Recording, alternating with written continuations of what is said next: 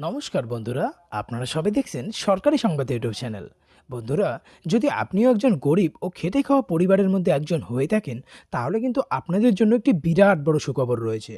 হ্যাঁ বন্ধুরা, ইতিমধ্যে কিন্তু মমতা সরকারের তরফ থেকে একটি নতুন প্রকল্প শুরু করা হয়েছে।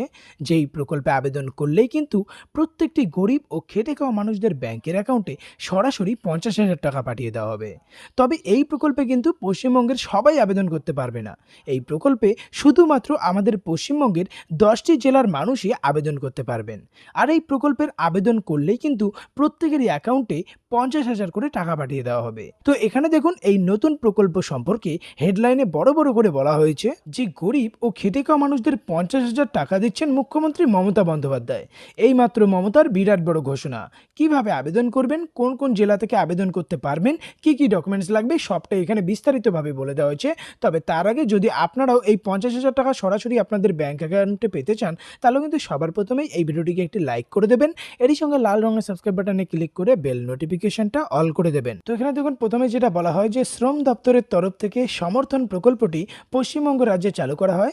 পশ্চিমবঙ্গ রাজ্যের গরিব ও খেটে খাওয়া মানুষদের উদ্দেশ্যে এই প্রকল্পটি চালু করা হয়। তো এখানে দেখুন, প্রথমেই যেটা বলা হয়েছে যে কি কি ডকুমেন্টস লাগবে। এই প্রকল্পে আবেদন করতে গেলে অবশ্যই আপনার আধার কার্ড থাকতে হবে, ব্যাংক অ্যাকাউন্টের জেরক্স কপি লাগবে, পাসপোর্ট সাইজের 2 কপি ছবি লাগবে, আর আয়ের শংসাপত্র বা ইনকাম সার্টিফিকেট লাগবে। এবার কথা হচ্ছে কারা কারা এই প্রকল্পে আবেদন করতে পারবেন। তো দেখুন, এই সম্পর্কে এখানে পরিষ্কার করে বলা হয় যে এই প্রকল্পে শুধুমাত্র 10টি জেলার গরিব ও খেটে খাওয়া মানুষরাই আবেদন করতে পারবেন। যেই জেলাগুলি থেকে মানুষরা আবেদন করবেন সেটার একটা নামও দেওয়া হয়েছে। তো এখানে সবার প্রথমে যেটা রয়েছে, কোচবিহার রয়েছে, বর্ধমান রয়েছে, উত্তর দিনাজপুর, নদিয়া, দক্ষিণ দিনাজপুর, হাওড়া, মুর্শিদাবাদ, পূর্ব মেদিনীপুর, বীরভূম ও পশ্চিম মেদিনীপুর। এই 10টি জেলায় যদি আপনারা বসবাস করে থাকেন, তবেই কিন্তু আপনারা এই প্রকল্পে আবেদন করতে পারবেন। এবার কথা হচ্ছে যে কত টাকা করে দেওয়া হবে। তো ওখানে দেখুন বলা হয়েছে এই প্রকল্পে আবেদন করলে আবেদনকারীকে 50,000 করে টাকা দেওয়া হবে, যাতে এই টাকা দিয়ে গরিব ও খেটে খাওয়া মানুষরা নিজের পায়ে দাঁড়াতে পারে অথবা ব্যবসা করে খেতে পারে।